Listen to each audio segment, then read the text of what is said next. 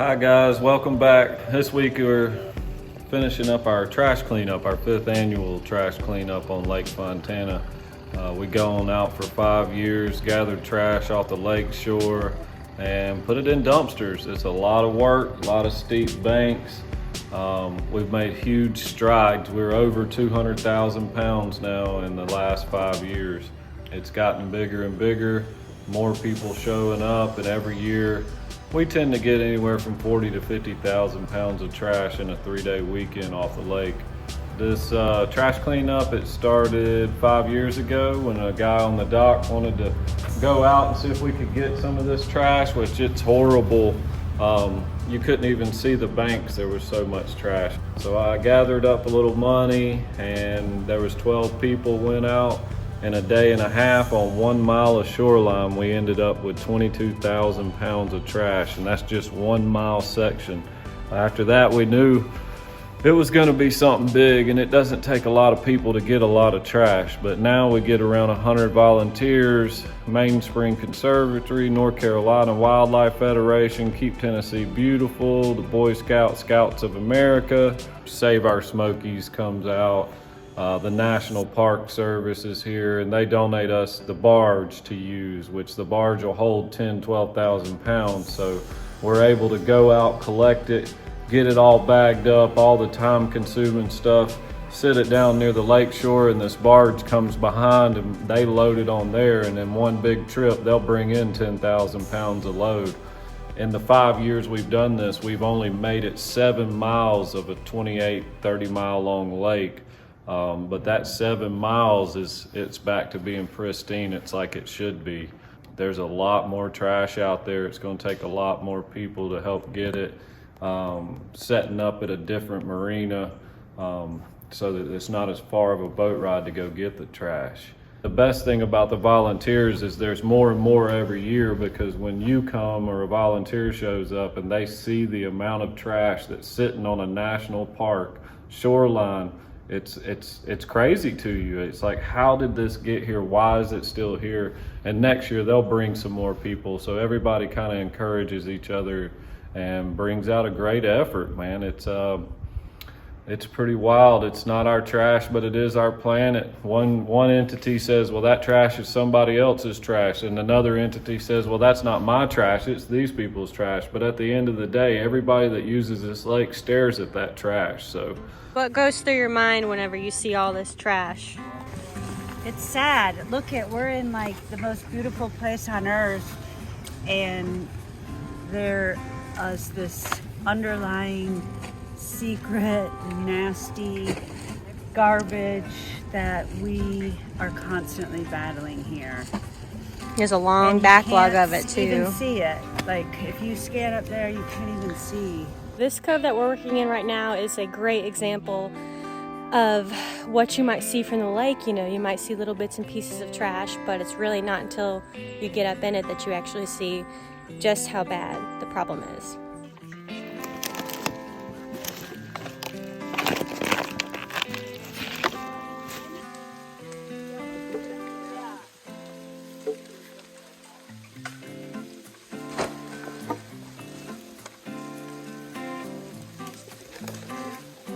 And this is the cleanest cove I've ever seen, which is the saddest part. Yeah. So, what do you think is some maybe good advice to help prevent this in the years to come? don't litter. Ever. Don't throw things out your car. If you're boating here, secure everything, because it just takes one wind to throw your stuff, garbage, flip-flop, plastic bottles, and try not to use plastic bottles. In general. Yeah. it comes from the rivers, boaters out here on the lake boating, comes off the roadways. We've got a main river that comes in from Bryson City, the Tuckasegee. There's a lot of tourist traffic in Bryson, and when the lake comes up, there are trash jams on the other end of the lake where you can't even get your boat through the piles of trash. That side of the lake we've not even touched. We've never been able to make it there. Every year I keep saying maybe we can move to the other end of the lake and start there, but every year when this lake comes back up 65 feet, all this trash comes on back down the lake, so we just wind up keep cleaning the same area. The styrofoam, we're making a huge impact. The styrofoams come off the houseboats, and over the years it's just unregulated, so they just wind up piling up on the bank. They don't disappear. It's the biggest eyesore that you can see, and getting the styrofoam is it's pretty wild. Some of these blocks are 500, 600 pounds. It's not like a cup that you buy at a gas station. When we went this year to clean up the areas that we had already cleaned in the past 4 years, we were just picking up big stuff. A lot of the small bag trash didn't return. Have you noticed in the years that the cleanup has been going on that it has been getting better when you're out here? Oh yes, it's a huge difference. You can tell. Yeah. Compared to what it was like 5 years ago, even 3 years ago. I mean, you do see the difference. But we got past those areas to historic places that we've never picked up any trash. We call that historic trash. And when we got to those, it was like day one of the first cleanup. There was 100 bags in one cove and 3,000 pounds of styrofoam in that cove.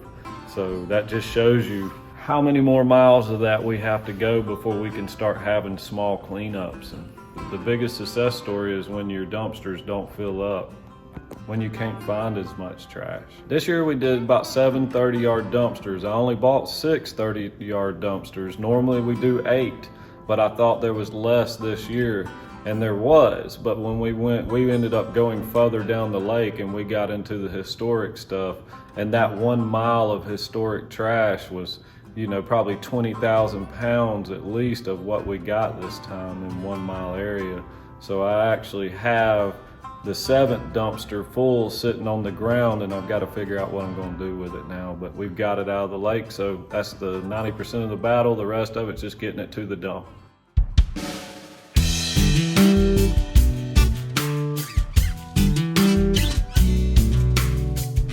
Donna's Tom's, and she is like the unsung hero of this cleanup. She literally brought how many? Nine cakes, pies, desserts, things like that for volunteers to share that she all baked herself. So every year she does this, she brings the most delicious home-cooked cakes, and she even caters Bojangles for breakfast. She spent over $500 just making sure everybody had a biscuit this morning. So Donis is the real MVP of this cleanup, and it also just goes to show, you know, even if you're not out there picking up trash, there are so many other roles that can be played and ways that people can support the event. So we are super thankful for Donis. Thank you. We really appreciate you. It means a whole lot. You really keep people going and keep morale high. Fun. So Mark, you've been here since day one, right? The very first cleanup. Day one, I've been coming this lake my entire life. Kept the boat here the last 12 years. It's one of the most beautiful lakes in the country. It's a wilderness setting in isolation, but there's been a problem with all this trash coming down from the populated east end of the lake. And a number of us got concerned about it. We talked about it, and then Brandon Jones, the manager of Fontana Marina, put all that together and developed this big cleanup. Years we have moved over 1,000 cubic yards of styrofoam and various other trash, and you can go 10 miles up the lake now and not see any trash. So that's what it's all about. And the goal is to go all the way to the other end of the lake and get it cleaned up. So it's been a wonderful effort, and kudos to everybody involved. Glad to be part of it. Thank you so much for all your help. Thank you. Glad to be part of it. Just want to say thanks to everybody that came out and helped us. Sawyers Creek, they have a marina down there. They come out. They've helped for a couple of years now. They getting bigger and bigger with their people, and just everybody that comes. It's nice to see that people care. Really shout out to all the people. Probably 20 out of the 100 volunteers have never even been on this lake, didn't know anything about this lake. They just come to help clean up. So that's a pretty selfless act for people to do, to show up and clean up a place that they've never seen, just to be a part of an event. So high five to those guys. So what would you say to folks who maybe see this video and are interested in helping out in the future? Come on out. Every November we do it. If you want to come see something, we'll feed you, put you out in the woods. Normally it's the peak of leaf season. It's real pretty.